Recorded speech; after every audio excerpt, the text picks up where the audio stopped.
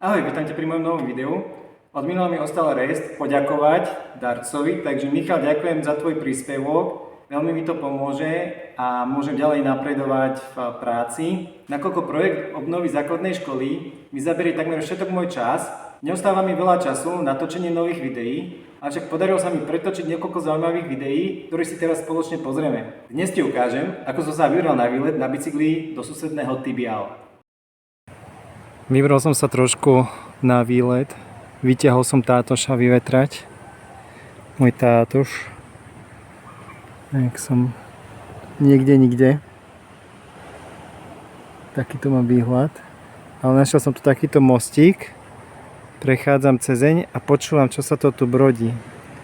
A tunak je, že krava, alebo teda karabau, druh krávy, dobytka, tunak sa pasie, lehár ma prežúva, oddychuje. Parťák. Si to ešte takto priblížiť. No. Teraz zaostrilo. Takže takýto parťák tu oddychuje. Prišiel som odtiaľto. A teraz skúsim zistiť, kam sa dostanem touto cestou. Takto je rýžové pole predo mnou, ale tunak je plác. Keď sa rýža zozbiera, tak tu sa suší. Momentálne netuším, že kde sa nachádzam. Tak toto tu vyzerá. Niekde tým smerom je Tibiao. Predo mnou naspäť cestou, keď sa vydám, tak je v podstate Kulasiť. Môj poník čaká. Aj. Rozhodol som sa, že idem trošku, tak skúšam trošku trénovať. Chcel by som ísť na cestu okolo ostrova na bicykli, prejsť celý ostrov krížom krážom na bicykli, ale zistil som, že nemám na to ani sil, ani energiu, takže po troške trénujem, vozím sa a skúšam, koľko prejdem. Videl som pri ceste pána, že robí s drevom a má na rade tunak, robí pádlo a opýtal som sa, či mi môže opraviť moju mačetu, respektíve jej rukoveď. Bez váhania hneď zobral a začal robiť. A teraz čakám, kým spraví. A myslel som si, že to budem robiť ja, no tak aspoň nemusím sa ja trápiť. Nechce sa so mnou nejako veľmi rozprávať, keďže anglicky väčšinou, neviem veľa slov ešte zatiaľ. A tak po troške, no učím sa.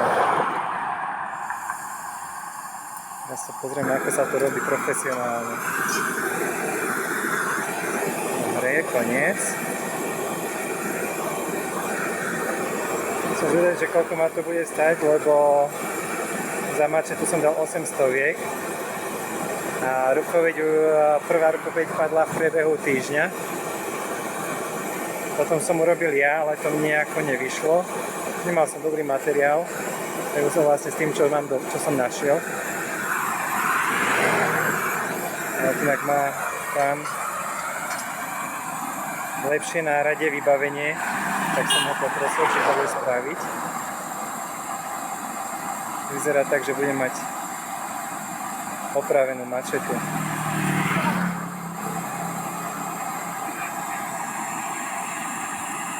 Druhý pán sleduje tiež, neviem, či to je otec a syn, alebo si to bratia.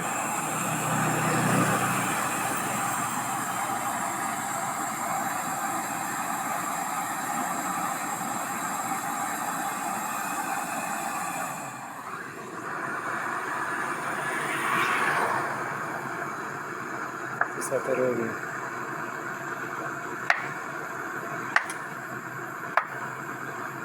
To by mi nenapadlo, že to takto robia.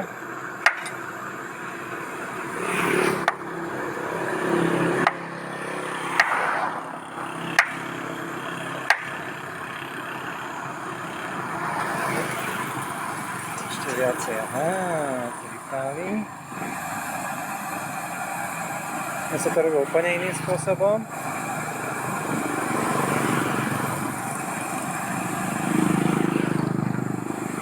Je zaujímavé, že to človek príde a niekedy niekto ti to spraví na počkanie, niekto ani po mesiaci nie.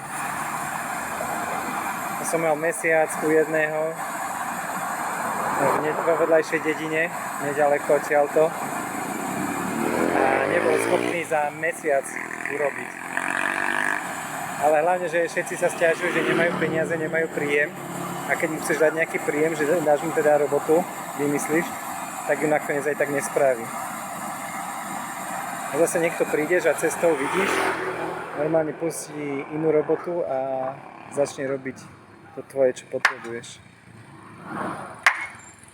Zajímavé, no. Človek sa veľa vecí naučí tunak.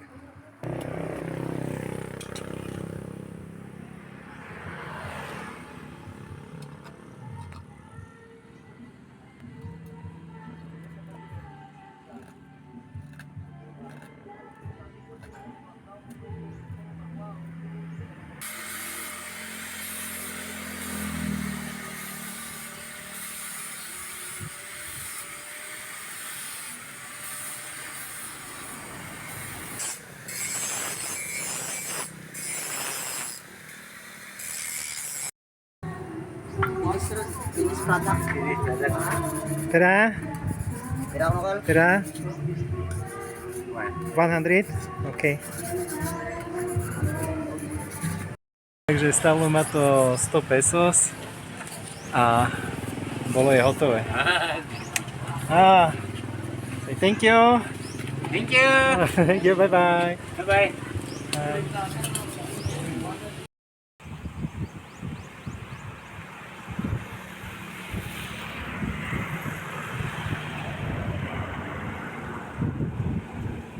Ak ťa moje videá zaujímajú a chceš sa dozvedieť viac o tom, ako sa žije na Filipínach, nezabudni sa prihlásiť na odber, kliknúť na zvonček, aby ti neušlo žiadne nové video. Pomôž môjmu kanálu rásť, aby som mohol tvoriť viac zaujímavejších videí a vidíme sa pri ďalšom videu.